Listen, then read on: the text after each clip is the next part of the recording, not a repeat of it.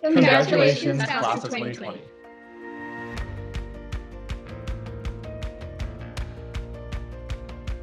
Hello, everyone. My name is Victor Yi. I am an IBDP graduate from Glen A. Wilson High School in Los Angeles, California, and I'm currently calling also from Los Angeles, California. Hey guys, my name's Aaron Ragungar. I am an IBDP student at James Wilson Academy Silicon Oasis in Dubai, UAE, and I'm currently recording from Dubai, UAE.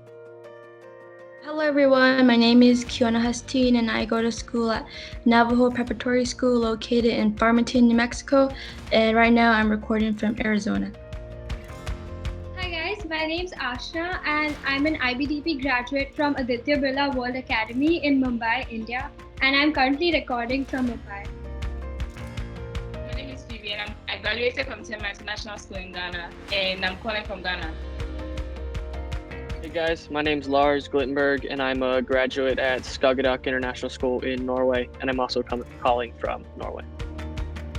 Hi everyone, my name is Bertha Tobias. I am a graduate from the United World College of Changshu, China, and I'm currently calling from my home country of Namibia.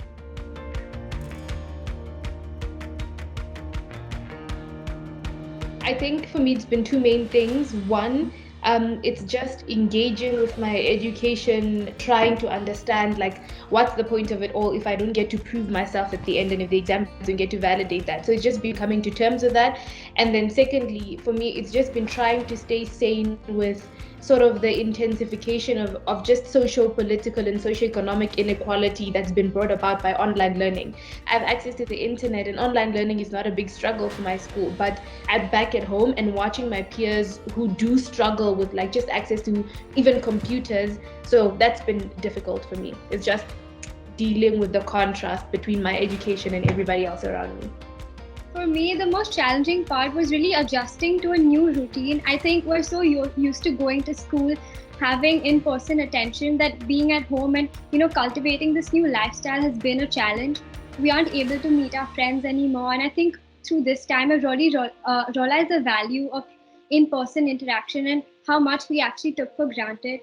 I had a lot of plans after school, after IBDP, after the exams to go out with friends. So that was one of the most challenging parts, coming in terms with the entire situation. When we're going through school is known as for us, a safe haven. And so when we go through school, we're not only learning, but we're also cultivating friendships. We're having those important conversations with our teachers.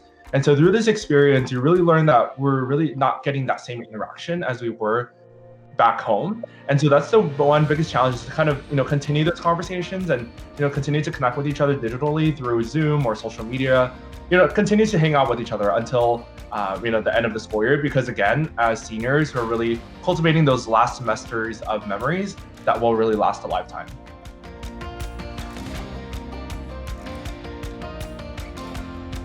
Definitely, I would say the IB really gave the platform and the opportunity to discover more of what it means to become a global citizen.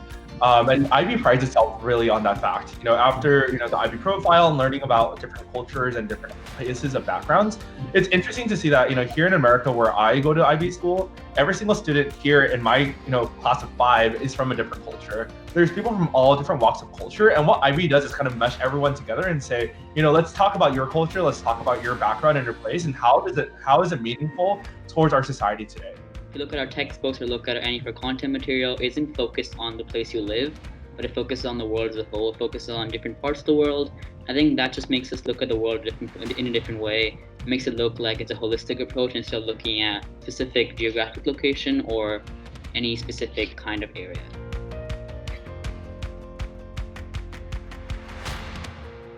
The thing I'm most proud of is how we were put in a situation that was unfamiliar to us and foreign feeling, and how we went from a stimulating classroom environment to an online version of learning, and how we finished our final presentations, such as my TOK presentation, which we had to do at home, which we overcame the foreign sense of learning and finished on a strong note.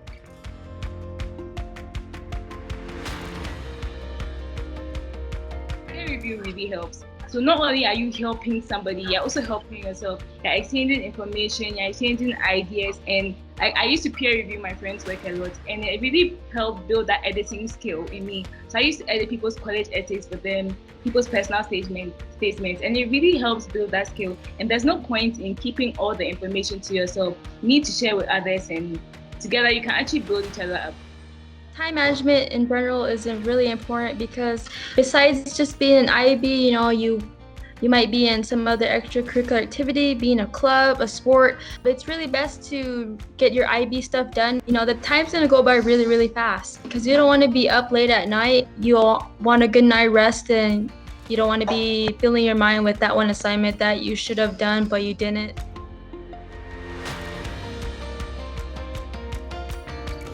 I'm going to Claremont McKenna in Southern California, and I'll be doing a double major in international relations and ideally international business. So I'm really excited about that. But more than that, I'm very excited for the professional opportunities. Next year, I'm going to be attending Bucknell University in Pennsylvania. My CAS opportunities that I did here in Norway, I was part of Best Buddies, and I'm part of this program at Bucknell, where I'm part of the civic engagement program.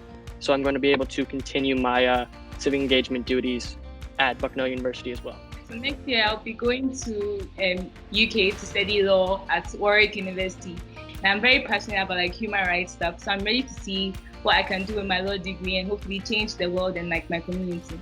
I plan on attending the Georgia Institute of Technology in the US, and there are two things I'm super excited about. The first being I'm going to be in a new country, I'll be able to meet new people. And the second thing is something I've always been passionate about is computer science, and finally being able to do that in specific is something that I'm super, super excited about. I will be attending Northern Arizona University. It's not too far from my home, but again, I just want to get the feeling of being able to understand how the world is, how to live by yourself and understand the world in your own eyes. So my future plans would be I'm going to University of Bristol, hopefully in September. One of the things I'm most interested in is my course I'm doing. So I'm doing a Master of Science. So I'm doing business management with innovation, which is kind of what I'm trying to do with CAS, what I do with CAS. So I combine my business skills and meet with computer scientists, physicists, people from all around the world and try to solve the world's problems. For me personally, I've committed to the University of Southern California, or USC. And it's not too far from where I live. It's about 25 to 35 minutes. But I'm more excited that I've actually deferred my admission to USC. So I'm going to be part of the class of 2025 because of the fact that I had received a fully funded scholarship from the US government to study Arabic in Morocco. I'm just super excited to really kind of find new endeavors and really get to achieve success on a new level.